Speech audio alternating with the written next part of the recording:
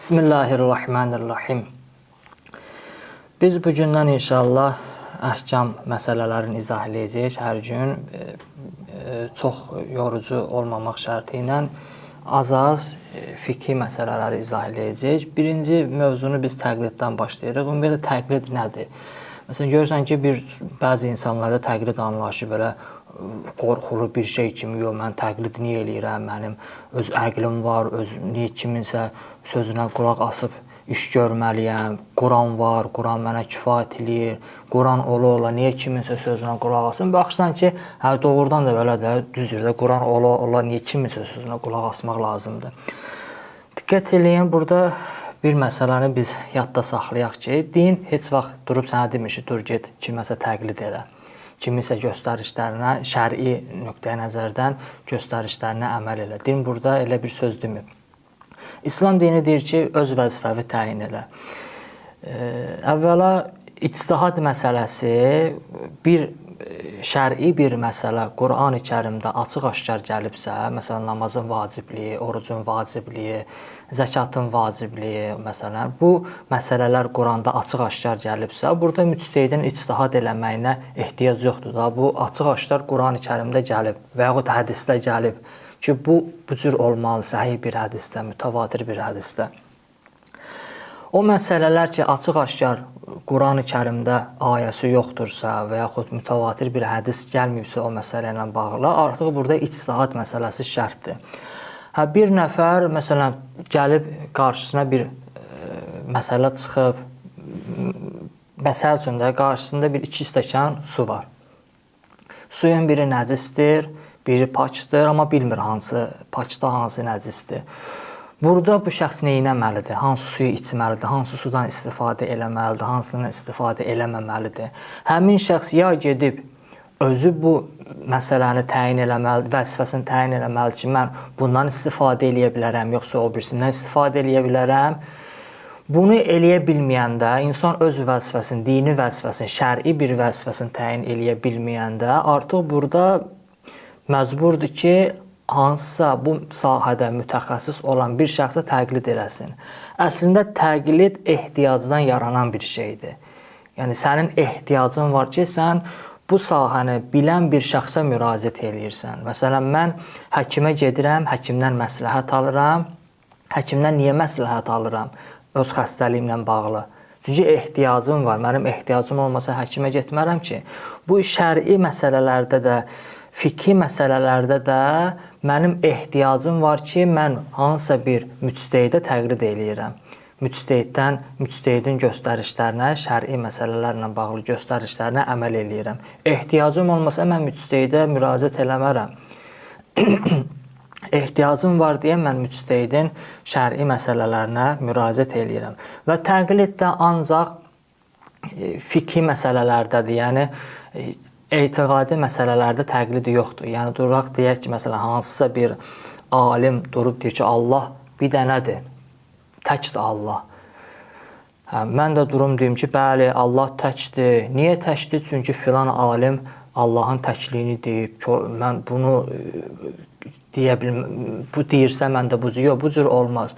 Bu məsələni də mən vurğulayım. Bəziləri deyirlər ki, niyə mən kör-körana mən hansısa bir müctehidin şəri məsələsini qəbul eləməliyəm? Mənim öz əqlim var, öz məntiqim var, öz əsaslarım var. Mən müctehid deyir, mən də kör-körana niyə qəbul eləməliyəm? Baxırsan ki, çox gözəl bir dənə ifadədir. İnsan kör-körana nəyisə qəbul eləməməlidir. Yaxşı, tamam, müctehid gəldi, dedi ki, filan məsələ olmaz, filan məsələ haramdır, filan məsələ vacibdir, filan məsələ müstəhəbdir. Əgər sən bunun vacibliyin, haramlığın, müstəhəbliyin bilmək istəyirsənsə, sən istidlali kitablar gedib oxumalısan və həmin müctehidin bu məsələni nəyə əsasən belə bir fətva verməsin gedib araşdırmalısan, get araşdır. Getdin, araşdırdın, gördün ki, müctehid hansısa bir səhih bir hədisə görə belə bir rəy verib, belə bir fətvanı verib, vəssalam. Bundan artıq sən bir şey eləyə bilməyəcək. Əgər bunu bacarırsansa, ged elə, ya Allah, heç kim yolu bağlamayıb, qapı bağlamayıb. Yox, əgər bunu eləyə bilməyəcəksənsə, bacara bilmirsənsə, artıq burada durub demə, mən kör-körana niyə hansısa bir müştəhidin sözünü qəbul eləməliyəm. Və ondan da əlavə şəri məsələlərdə insan gəlib bir həddəcən nəyisə araşdıra bilib. Həm deyir ki, məsələn, bununla bağlı Quranda ayə var, bununla bağlı hədisdə hədis var bununla bağlı. Ondan o tərəfə insan gedə bilmir. Məsələn, zöhr namazın 4 rükətli qılmalıyam, sübh namazın 2 rükətli qılmalıyam və yaxud dəstəmazı alanda qolumu yuyanda üzü aşağı yumalıyam. Yaxşı, niyə? Səbəb nədir? Allaha ələm, səbəbini Allah bilir. Yəni, əl-qərəz təqlid məsələsində ya insanın özündə o potensial olmalıdır ki, şəri vəzifəsini təyin eləsin. Əgər eləyə bilmirsə, ayırt eləyə bilmirsə, insan gərək mütləqdir ki, kiməsə təqlid eləsin. Mütləqdir deyəndə ki, yəni ehtiyac yaranır ki, mən axı vəzifəmi bilməliyəm də, mən bu 2 dənə sudan hansını istifadə eləməliyəm. Bunun üçün insan gərək özündə ehtiyac görür ki, mən bu sahədə mütəxəssis olan bir şəxsə müraciət eləməliyəm. Və insan müraciət elədiyi şəxs də müştəhidlər içində ən savadlı olan bir şəxsə müraciət eləməlidir. Ən savadlı şəxs də fiqhdə ələm deyilir, ələm bir müştəhid. Yəni elmdə daha üstün olan, daha savadlı olan bir şəxs. Və həmin ələm müştəhiddə özü ədalətli olmalıdır. Ədalət deyəndə tam bizim bildiyimiz yığcam mənada nəzərdə tutulmuyor. Allahın buyurduğu vacib işləri yerinə yetirən, haram işlərdən çəkinən, bütün haramlardan çəkinən bir şəxsə adil deyilir, ədalətli şəxs deyilir. Həmin şəxsin də ədalətli olması ki, insan özü yəqin tapmalıdır ki, həmin insan ədalətli şəxsdir. Ya 2 dənə adil bir şəxs gəlir deyir ki, bu adam ədalətlidir. Ya da ki, zahiri olaraq sən bilirsən ki, bu insan ədalətli sayılır. Məsələn də qonşusundan soruşursan ki, bu necə bir adamdır, bu nətər insandır. Həmin adam ki, Allahın vacibatlarını yerinə yetirən, halal harama diqqət edən insan. Bu məlumatlar bir şəxs barədə deyilirsə, kifayət eləyir həmin şəxsin adil olması.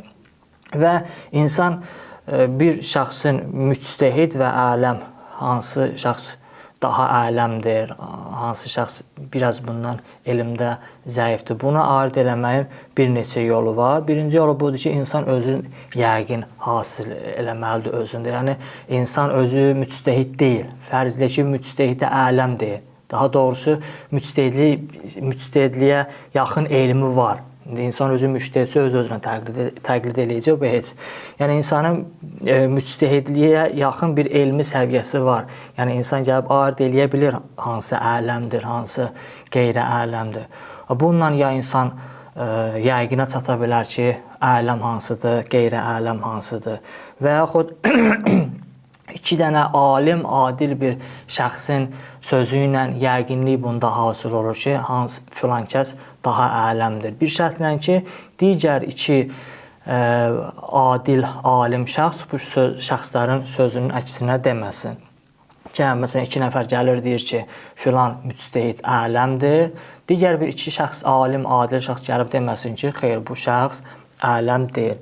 Ya da ki, məntiqi yolla insan ayırt eləyə bilər ki, hansı şəxs ələmdir, hansı şəxs ələm deyil.